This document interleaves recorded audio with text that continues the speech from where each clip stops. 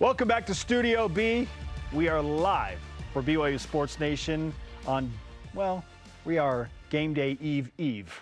Yeah. Right? Yeah. Is that a thing? It's 2 days before the day. It is LDS Thursday. Every day is LDS Thursday. As Pat McAfee said it a couple weeks ago on his show.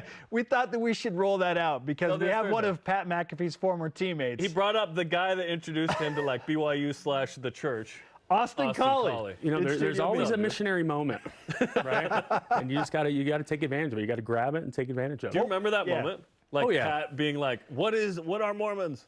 Yeah, but it was happening every day, right? Like, you know, out that way, there's not a lot of people who are very familiar with the LDS Church, Latter-day Saint Church, and you know, there was some educating going on, right? A lot of questions, right? Some perceived them as, you know, depending on what circle I was in, perceived as a little weird, right? A little off, and so you needed to kind of bring them down a little bit and let them know what was what. So you represented all of us to that locker room. Yes, as a true missionary. Yeah. What was Pat like as a teammate? He's the best. Like, what you see is what you get with Pat. Like, what you see on his show, man, that was him every single day, right? And as a matter of fact, I remember the first time, so we used to sit by each other on the plane. We had a very, very close-knit draft class.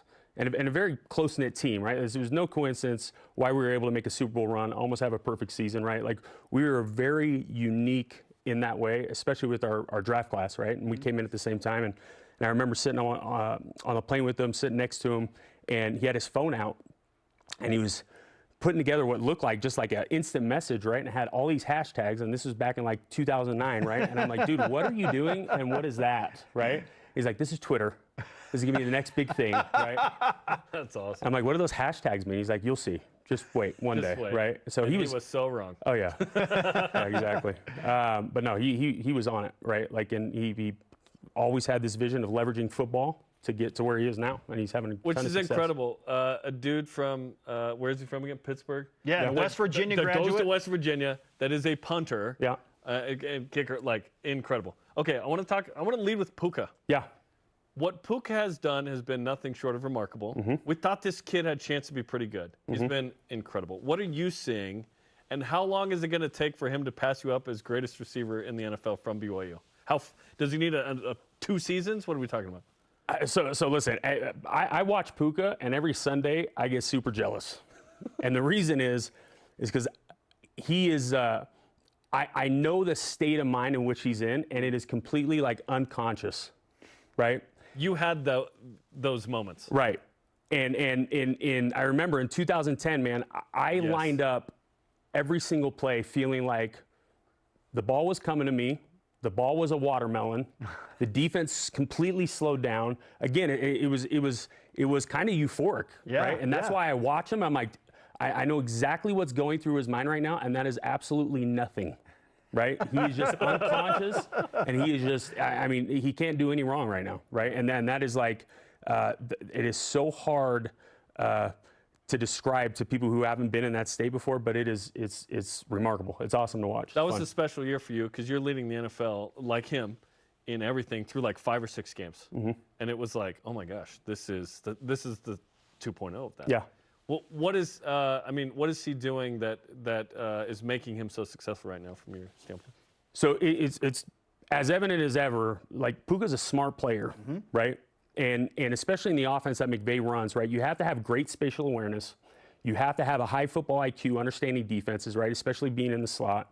And you can tell Puka's got all of that, right? Which is why that defense has kind of slowed down for him. And then, obviously, with the help of someone like Matt Stafford, who has had a tremendous amount of success, been in the league a long time, great quarterback, high IQ guy, right? I'm sure he's in meetings just gobbling up every ounce of information that Matt has to offer, right? And so, you know, Puka, you could just tell he's a savvy route runner, just like Cooper Kupp, right?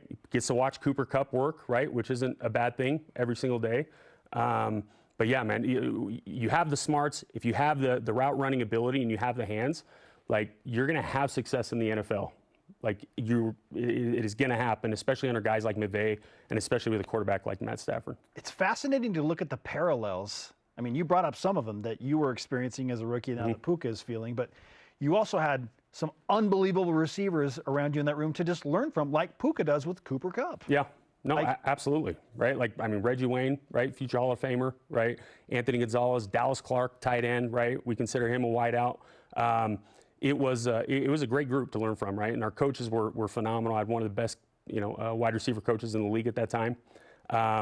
And then, just being able to, I remember Peyton and I started watching film every Thursday because I went up to him finally and I just said, listen, I want to know everything that you know. So how can we make that happen? And so, we started watching film after practice every single Thursday. And from what I hear, Puka's taking advantage of that same situation with Matt. And those sessions, man, if you can get on the same page and start to think like your QB, like that is like it's a marriage that's never ending and that's just going to constantly pay dividends. That's amazing. Okay, let's talk about Cougar football at this point. 4-1, offense isn't, blowing the world up with the numbers, but they're taking advantage of takeaways. They're taking advantage of great starting field position and so on and so forth. What are you seeing through the first 5 games? So the one thing that I love that that I'm seeing, right? I get an opportunity to watch film with Chase Roberts, right? He took the initiative, kind of the same thing. Asked me like, I want to know everything that you know. Watch film with me every week, right? I was able to train Chase. Me and Dennis were able to train some of the wideouts and tight ends during the offseason. And the one thing that is great to watch with this group is they continue to get better and better each and every single game, right? And obviously everything goes through Keaton, and Keaton being somebody new, right? You already start with your back against the wall with a new quarterback. But one of the great things about Keaton and being a journeyman is he is so mature and he's seen so many different offenses and so many different defenses, which is why he's so calm back there in the pocket, right? Like he does a wonderful job of staying poised and making sure he keeps his eyes downfield, right? But the great thing about this BYU offense is we just keep getting better and better each week. And from every skill set position, everyone just keeps getting more comfortable with each other. Like you can tell, right? The dynamic between the wide receivers and the tight ends and the quarterback with Keaton, you can just tell they're starting to kind of get in that groove, find those pockets, read each other's body language, make the right throws. Keaton's made some very, pretty impressive throws, especially against Cincinnati, right? Like he made some pretty impressive throws, high-level throws, and guys are just, finding a way to get open, right? I think overall we still have a ways to go, right? Run game, definitely not where we want it, right? I think we average 56 or 62 yards a game. Right? Don't remind me. Okay. Third lowest. Okay, that's got to improve, right? We got to get that rolling, and once we get that rolling, that's going to just open up everything else. Because as of right now, like Keaton's had to get out of the pocket, make some plays on his own, make some plays happen. The wide receivers kind of make some plays in the down the field, and that's kind of what's gotten us by. But yeah, we've been discussing essentially mid-season grades for Kedon Slovis. We did this because a couple of ESPN writers put out a grade for all the transfer quarterbacks. They gave Kedon Slovis a B. And I'm thinking, okay, B's pretty solid, but what if the run game were going a little bit? And now we're seeing Kedon with the ability to open things up a little bit more because play action is actually relevant and would be working if the run game were more potent. Where do you stand on that? How would you grade out Kedon Slovis through 5 games, and what can he become if the run game gets going? So obviously I've had the luxury of playing with 2 of the greatest quarterbacks of all time, right? So my expectation and standards, pretty high. I'd give it a B minus. Okay. Right? I'd give it a B minus, but that's because I've seen Kedon throw, and I've seen his command of the huddle, his command of his offense, right? Getting to work with the wideouts and the tight ends, and I think he has a lot more left in that cap. Okay. Right? He's got a lot more left in the bottle that he can give us. And you're right, though. Like he gets zero help from the run game, right? I think the offensive line does a wonderful job in pass protection. It's just when we run that rock, man, they let too many guys get under their pads. They don't get enough forward push, right? There's some missed assignments out there. We got a young back, right? Who he's young and maybe can improve. Have a little bit more wiggle, be a little bit more relaxed out there. But again, he's just a freshman, right? He was playing high school football last year, and he's doing a great job for where he's at in football. Yeah, he was on that yellow bus a few months ago. Yeah, so, it takes a second, right? Okay, TCU. This is a team that you played on the reg in the Mountain West, and here we are in the Big 12. What do you think of the matchup with TCU? Who people, they've lost 2 games in a row, but this is a good team, and this would be a great win for BYU. Yeah, their record definitely does not indicate what type of talent is on this team, right? When watching film, you can see They are extremely aggressive. They love to play downhill, especially the guys in the box, right? Those linebackers are extremely fast, extremely athletic, extremely strong. They got a phenomenal secondary. Again, a pair of safeties who are very physical, want to play downhill.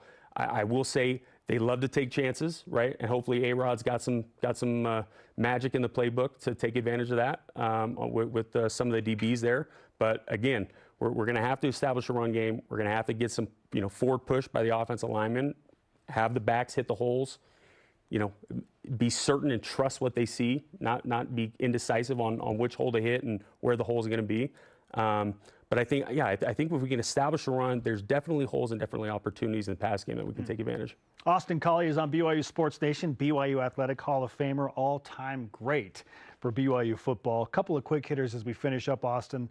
First of all, do you view TCU, because you played against them in the Mountain West and they were a good team, does that carry over as a rivalry now? Like, do you feel like it's a rivalry anymore, or has that gone away?